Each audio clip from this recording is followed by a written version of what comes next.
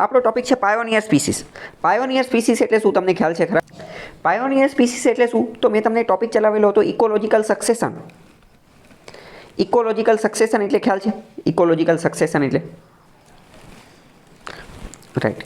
Ecological succession એટલે શું? તો કે એક ઇકોસિસ્ટમમાંથી બીજી ઇકોસિસ્ટમ તૈયાર થાય એને ઇકોલોજીકલ સક્સેશન કહે છે. મતલબ કે માની લો કે પહેલાં કચરો હતો, કચરાનો ઢેર હતો, ધીમે ધીમે અહીંયા જંગલ બની ગયું, તો અહીંયા એને ઇકોલોજીકલ સક્સેશન કહેવાય. તો જ્યારે ઇકોલોજીકલ સક્સેશન થતું હોય અને શરૂઆતના તબક્કામાં જે પ્રથમ જે વનસ્પતિ અથવા ઓર્ગેનિઝમ જે જોવા મળે ને એને પાયોનિયર સ્પીસીસ કહેવામાં આવે. એને શું કહેવાય? Pioneer species. એક રીતે પાયો નાખવાવાળી. એને દેશી ભાષામાં યાદ રાખો, આ એવી વનસ્પતિ છે, એવી સ્પીસીસ છે કે જે એક રીતે પાયો નાખવાનું કામ કરે છે. જ્યાં કાંઈ નથી, જ્યાં કચરો છે, જ્યાં એકદમ બેઝ છે, ત્યાં પાયો નાખવાનું કામ કરે છે પાયોનિયર સ્પીસીસ. તો શું છે? Pioneer species are first organism, પ્રથમ સજીવો છે કે જે કોલોનાઇઝ કરવાનું કામ કરે છે. કોને? એન્વાયરમેન્ટની નવી જગ્યાએ કોલોનાઇઝ કરવાનું કામ કરે છે. ઓકે, ખ્યાલ આવ્યો?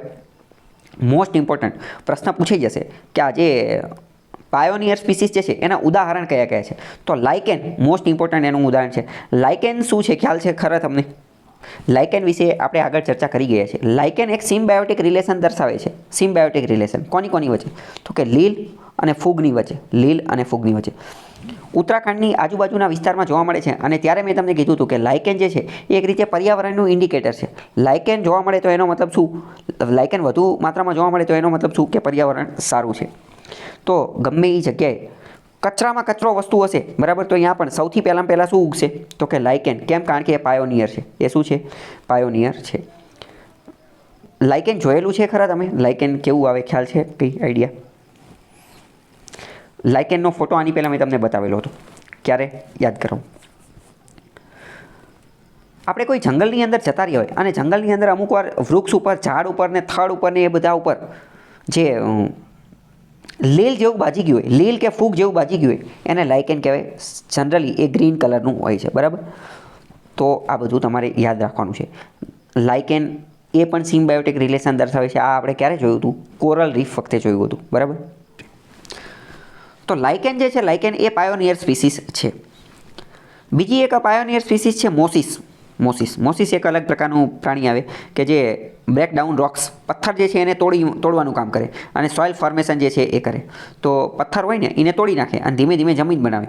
હવે જમીન બનશે, એ જમીનમાં તો પછી નવું જંગલ ઉગશે ને, તો એ કામ કરશે, બરાબર. લાઇકેન જે છે એ પણ સામાન્ય રીતે પથ્થર ઉપર ને ઝાડની થડ ઉપર ને એ બધા ઉપર જોવા મળતી હોય. બીજું પાયોનિયર સ્પીસીસનું ઉદાહરણ છે fungus and algae. Fungus and algae. Fungus એટલે કે ફૂગ અથવા એલ્ગી એટલે કે લીલ એટલે કે શેવાળ. કે આ શું કરે? વોટરને શોષી લે અને એની અંદરથી મિનરલ્સને એ બધાને શોષી લે વરસાદમાંથી ને એ બધામાંથી અને ધીમે ધીમે એક નવીન પ્રકારની જમીન તૈયાર કરે. આ ઉપરાંત બીજી પાયોનિયર સ્પીસીસ છે ફાઇટોપ્લેન્કટન, ઝૂપ્લેન્કટન એન્ડ એલ્ગી. આ બધાને આપણે ધ્યાનપૂર્વક જોઈએ ને તો આપણને ખ્યાલ આવે કે આમાંના મોટા ભાગના જે છે ને એ યા તો પ્રોડ્યુસર છે અને યા તો પ્રાઇમરી કન્ઝ્યુમર છે. હવે એ તો ઓબ્વિયસ વાત છે, જે પ્રોડ્યુસર હશે એ જ તો નવી ઇકોસિસ્ટમની રચના કરી શકશે ને. ડાયરેક્ટ ટર્શિયરી, ડાયરેક્ટ સિંહ આવીને એનું થોડું અસ્તિત્વ ટકશે. પહેલાં જંગલ બનવું પડશે ને, એમ તો કંઈ ચાલશે નહીં ને. તો ફાઇટોપ્લેન્કટન શું છે? ફાઇટોપ્લેન્કટન એ એક રીતે સમુદ્રની વનસ્પતિ છે, તો એ પ્રોડ્યુસર છે. ઝૂપ્લેન્કટન પ્રોડ્યુસર છે, એલ્ગી પ્રોડ્યુસર છે. તો હવે જો આ વસ્તુ આમાં કંઈ લખેલી નથી, આ એનાલિસિસની વસ્તુ છે, એ આપણે જાતે દિમાગ લગાવવાનું. ખ્યાલ આવ્યો કે ન આવ્યો? પાયોનિયર સ્પીસીસના ઉદાહરણ પ્રશ્ન પૂછી જશે, which of the following is the pioneer species? Only 1, only 2 એવા ઓપ્શન આપી દેશે, બરાબર. તો લાઇકેન, મોસીસ, ફંગસ, એલ્ગી, ફાઇટોપ્લેન્કટન, ઝૂપ્લેન્કટન, આ બધા અને અલગ અલગ એલ્ગી, એ બધા એના ઉદાહરણો છે. પાયોનિયર સ્પીસીસ જે છે એની અમુક કેરેક્ટરિસ્ટિક્સ, લાક્ષણિકતા જોઈ લઈએ. અમુક લાક્ષણિકતા મેં તમને ત્યારે કહી દીધેલી હતી, અત્યારે એને જ આપણે રિપીટ કરીશું. પાયોનિયર સ્પીસીસ એવી હોય કે જે ધે રીપ્રોડ્યુસ એન્ડ ગ્રો ક્વિકલી. આ એવી હોય કે જે ઝડપથી ઉગી જાય. આ વાત સાચી કે ખોટી? તમે વિચારીને કહો તો. ઝડપથી ગ્રો થઈ જશે, ઝડપથી. કેમ? આની માટે મેં તમને કીધું હતું કે આ હાર્શ એન્ડ એક્સ્ટ્રીમ કન્ડિશનની અંદર પણ ગ્રો થઈ જશે. આ વાત મેં તમને કીધેલી હતી. હાર્શ એન્ડ એક્સ્ટ્રીમ કન્ડિશનમાં પણ ગ્રો થઈ જશે. કેમ? કારણ કે પાયોનિયરનો મતલબ શું? કે જ્યાં બધો કચરો છે, કાંઈ જ નથી, ત્યાં ઉગી જશે. તો આમની અંદર એવી એબિલિટી રહેલી છે. આની માટે મેં તમને ઉદાહરણ આપેલું હતું કે કમાન્ડોની ટ્રેનિંગ હોય, બધાની ટ્રેનિંગ હોય, તો કમાન્ડોની એવી ટ્રેનિંગ મળેલી હોય કે હથિયાર વગર જવાનું અને હથિયારવાળા માણસો જે છે એની હારે કઈ રીતે લડવું, બીજી પણ ઘણી બધી મળેલી હોય, બરાબર. તો આ શું એ ટ્રેનિંગ અથવા એ એની જેવી એક રીતે વસ્તુ છે કે હાર્શ એન્ડ એક્સ્ટ્રીમ કન્ડિશનની અંદર પણ રહી શકે એની માટેની આ વસ્તુ છે, બરાબર. બીજું, they produce large number of offspring, એમની પ્રોડક્ટિવિટી જે છે એ ખૂબ વધારે હોય છે.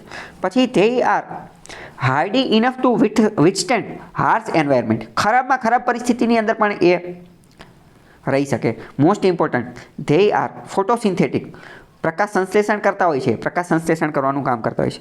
અને મોસ્ટ ઇમ્પોર્ટન્ટ એની સિવાય they are able to survive long dormancy period, એટલે કે ઘણા લાંબા સમય સુધી જો એમને કંઈ એનર્જી, ઉર્જા, ખોરાક, ખાવા પીવાનું, ઓક્સિજન, હવા, પાણી કાંઈ નથી મળતું ને તો પણ એ જિંદા રહી શકે છે. કઈ રીતે?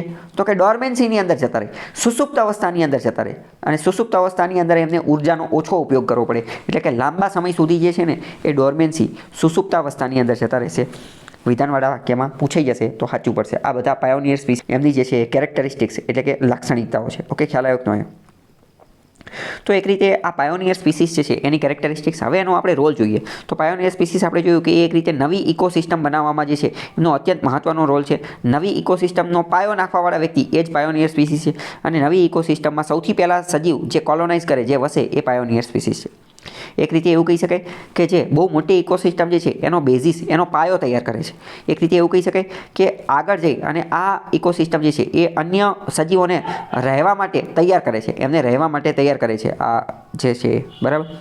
સોઇલને સ્ટેબિલાઇઝ કરે છે, ન્યુટ્રિયન્ટ પોષક તત્વોમાં વધારો કરે છે,